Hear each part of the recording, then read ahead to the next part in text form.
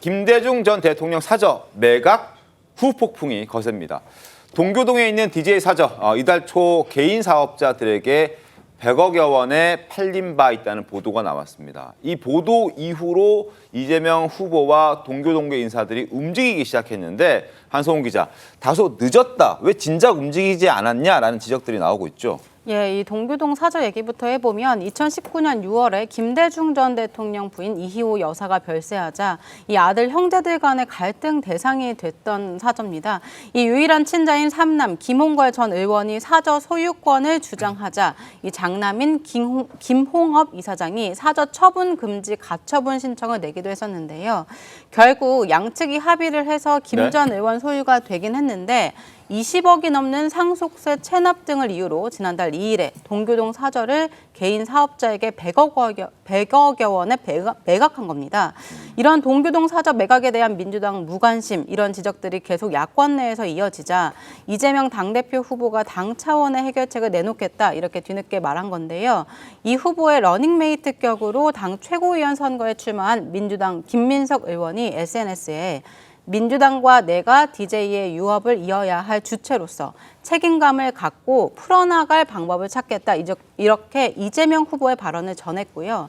이 DJ 발탁으로 정치에 입문한 김민석 의원은 앞서 박지원, 정동영, 추미애 의원 등과의 회동한 사실을 언급하면서 대통령을 모셨던 사람들이 해결책을 찾아보고자 뜻을 모았다, 이렇게 밝혔습니다.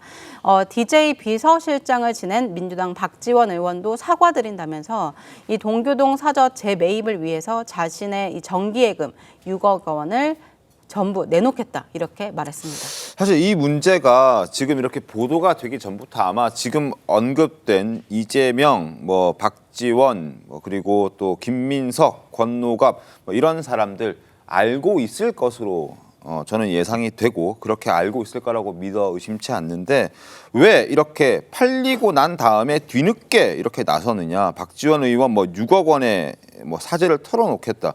진작에 이렇게 움직였다면 이런 일 안 벌어지는 거 아닌가요? 할 수 있었다면. 그냥 넘어가려고 했던 것 아닌가요? 저는 그런 판단이 됩니다. 자, 민주당이 DJ와 노무현 전 대통령의 적자, 네. 임을 그동안에 자임하고 있었으면서 네. 사실은 이 문제는요, 김홍걸 전 의원하고 김홍업 시간에 이제 어떤 상속 분쟁 네. 이런 것이 있을 때부터 언론에도 여러 차례 보도가 됐습니다. 맞습니다. 그리고 그 이후에 이제 동교동 사저를 판다는 얘기도 언론에 보도된 적이 있었거든요. 그렇기 때문에 조금만 관심이 있었으면 충분히 알 수 있었고 본인들이 충분히 인지하고 있었을 텐데. 네. 지금 와서 이제 팔리고 났고 네. 그다음에 이 문제를 새로운 미래, 이제 이낙연 전 대표가 있던 그 새로운 미래에서 문제 제기를 하고 기자회견을 하고 그러니까 이거 우리가 여기서 가만히 있어서는 안 되겠다 그래서 뒤늦게 지금 나서고 있는 거죠. 네. 충분히 알 수 있었던 대목이고 그런데 왜 이렇게 뒤늦게 호들갑을 떠느냐 아마 그런 지적을 피할 수가 없을 것으로 보이고요. 네. 과연 가능할지. 가능할지. 왜냐하면 이미 100억 원에 팔렸습니다. 그러면 이제 여러 가지의 법적인 문제가 있죠. 네. 그래서 가능할지 그건 좀 지켜봐야 될 대목입니다. 알겠습니다. 가능할지 당 차원에서 내어서 세금을 대신 내주겠다는 건지 무슨 얘기를 하는 건지 사실 조금 갸우뚱하는 부분들이 아니 그 단계를 이미 뛰어넘었죠. 이미 팔았으니까 다시 사야 되는 거죠. 다시 사야 되거든요. 그 사람한테. 알겠습니다. 자, 전병헌 새로운 미래 대표가 지금 이러한 비판을 지적하는데 선봉에 나서고 있습니다. 목소리 한번 들어보시죠. 김대중 대통령 타전은 역사적인 민주화의 터전이고 상징이지 않습니까? 네. 이게 커피 가게로 이게 전락하게 돼 있는 이런 현실에 대해서 민주당은 사실 관심이 별로 없는 것 같습니다.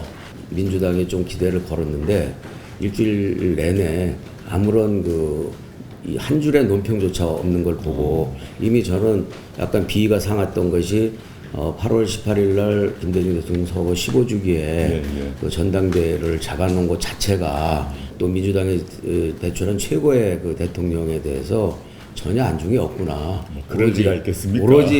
오로지. 자, 이런 문제들이 벌어지고 있습니다.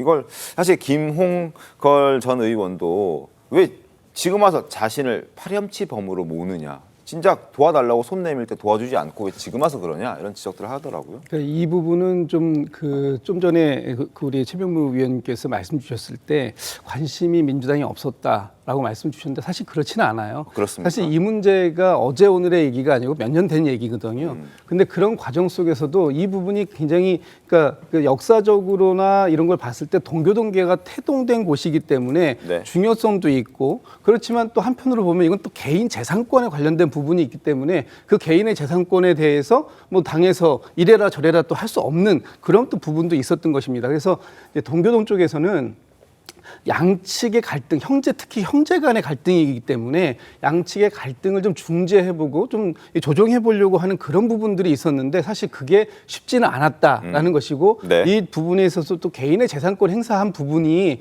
사실 본인이 밝히지 않는 이상 그걸 알 수 있는 방법도 없어요. 그러다가 이번에 이제 그 최근에여서야 네. 이게 이제 매각이 됐다는 사실을 알고 네. 이제 이게 당에서 이제 대책을 좀 세우기로 한 것인데 사실 이 부분에 대해서 이희호 여사가 2019년도에 이제 돌아가시기 직전에 네. 유지를 남기신 게 있어요.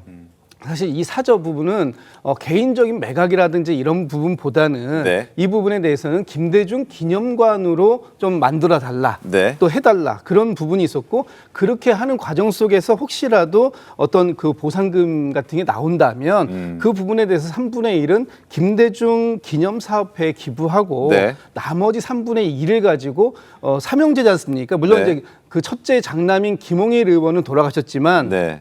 그 가족들, 그 다음에 둘째인 김홍업, 셋째인 김홍걸 이분들이 사이좋게 이 부분에 대해서 3분의 1씩 나눠 가져라 이런 유지를 남기신 바가 있어요. 그렇기 때문에 이거는 사실은 어디까지나 개인의 재산권 행사 부분이고 뭐 그런 부분들이 있지만 사실 이제 이 부분을 지금 이제 그 새로운 미래 쪽에서 뒤늦게 문제 제기를 하셨는데 네. 이 부분에 대해서는 하실 수 있습니다. 다만 이 부분들이 이렇게 그냥 서로 왜 관심이 없었느냐 이런 식의 문제 제기가 아니라 안타까운 부분이 생겼으니 이 부분을 합리적으로 다시 한번 이 해결할 수 있는 방안을 좀 마련해 보자라는 쪽으로 얘기했다면 아마 이렇게 개인적으로 감정이 상하는 일도 없었을 것이고 알겠습니다. 뭔가 조금 좋은 방향이 만들어지지 않았을까라는 좀 아쉬움이 좀 크게 남는 대목이죠. 알겠습니다. 어쨌든 김홍걸 전 의원 3남이죠. 입장을 좀 말씀드리면 한겨레 보도에 이렇게 나와 있습니다. 김대중 재단 쪽은 돈이 없다고 이미 난색을 표했다. 동교동계 모두 이 문제를 알고 있었지만 해결할 의지가 없었으면서 이제 와서 김 전 의원, 그러니까 본인을 왜 파렴치범으로 몰고 있냐라고 말했다라고 한겨레가 보도했습니다. 어쨌든 알고 있었고 이걸 해결할 수 있는 기회와 시간은 있었는데 그냥 나 몰라라 하고 있다가 왜 이제 와서 팔렸다고 하니까 내가 이걸 관리 못해서 팔게끔 만들었냐, 나를 나쁜 사람 만들고 이제 와서 돈을 좀 내겠다고 해봐야 어떻게 할 거냐, 뭐 이런 불만들을 이제 쏟아내는 건 본인도. 일단 결과적으로는 이러한 지경까지 이르게 만든 데까지 있어서 민주당이 좀 국민들께 송구하다는 말씀을 좀 드려야 될 것 같아요. 네. 그런데 이제 우리 김진욱 대변인께서 말씀하셨지만 어떤 개인의 사유재산과 관련된 문제이기 때문에 사실 내밀한 또 다른 비하인드 스토리가 있는 건 분명한 것 같습니다. 네. 이 동교동 대원은 그러니까 쉽게 말해서 김대중 평화재단 이사장이 권노갑 고문입니다. 그래서 이분들과 문희상 국회 전 의장이 나름대로 어떤 김홍걸 전 의원에게 어떤 걸 제안을 했던 걸로 알고 있어요. 하지만 그게 김홍걸 의원과의 의견 타결이 좀 제대로 되지 않았던 부분이 분명히 있는 것 같고요. 네. 그럼에도 불구하고 이제 민주당으로서는 그래서 또 김대중 대통령을 모셔왔던 어떤 스태프들로서는 이 부분에 있어서 우리가 해결을 해야겠다라고 해서 모여서 여러 가지 아이디어를 낸 거죠. 그래서 뭐 모금을 하자라든지 여러 가지 의견을 제시했는데 여기에 있어서 어쨌든 박지원 의원이 아니 우리가 먼저 잘못을 했으니까 우리가 먼저 뭔가를 내놓고 희생하는 모습을 보였을 때 그리고 나서 도움을 요청을 하는 것이 도리인 것 같다. 그래서 내가 뭐 내 자택 빼고 나머지 예금 있는데 나 이거라도 다 내놓겠다. 우리 십시일반으로 해서 우리가 먼저 희생하는 모습을 보이자라고 이제 아이디어를 냈고 여기에 대해서도 이제 이재명 전 대표가 화답을 하고 있기 때문에 민주당에서 물론 100억이 넘는 어떤 비용이 소요가 될 것 같습니다. 네. 그래서 사실 소잃고 외양간을 고치는 격인데 지금이라도 좀 이 당내에서 이것을 좀 제대로 해결해서 외양간을 좀 고쳤으면 한다 이런 모습입니다. 알겠습니다. 뭐 이미 팔린 건물이기 때문에 다시 살 수 있을지 그리고 산다면 어떤 돈으로 사게 될지 실제 박지원 의원이 얘기하고 있는 자신의 예금 6억 원이 쓰이게 될지 뭐 이런 부분들 한번 지켜보도록 하겠습니다. 자, 뒷북이라는 지적들도 뒤따른다라는 부분도 반드시 짚어드리겠습니다.